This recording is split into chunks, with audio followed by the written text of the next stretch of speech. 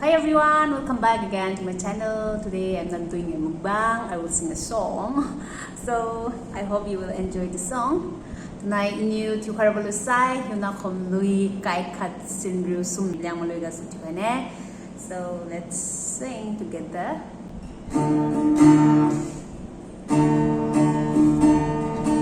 Rapiu Liangmai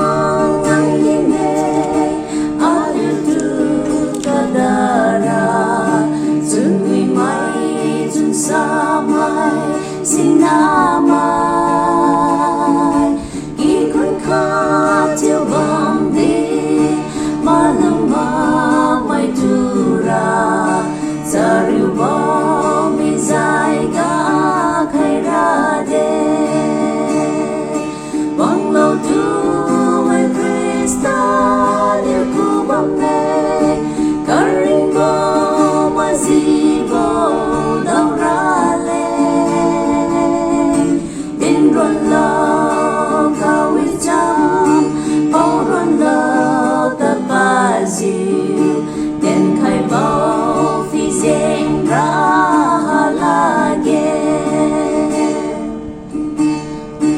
Rapiu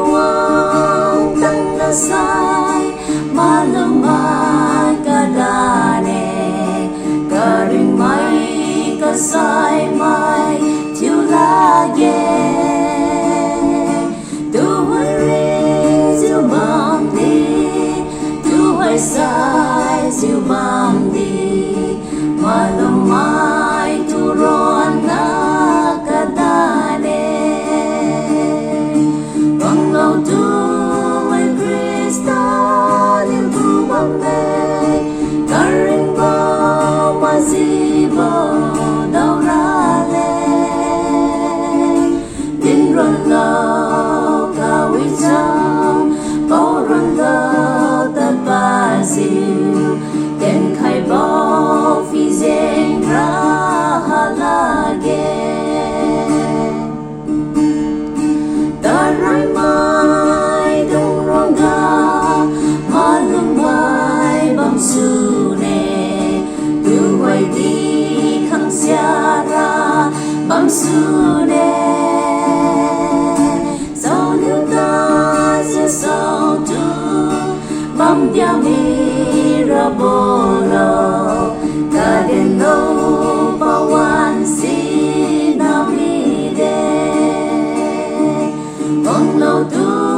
mai krista liu ku bam ne karing bo mazibo dau ra le din ron lo ka wi cham bao ron lo ta ba siu den khai bo phi zeng ra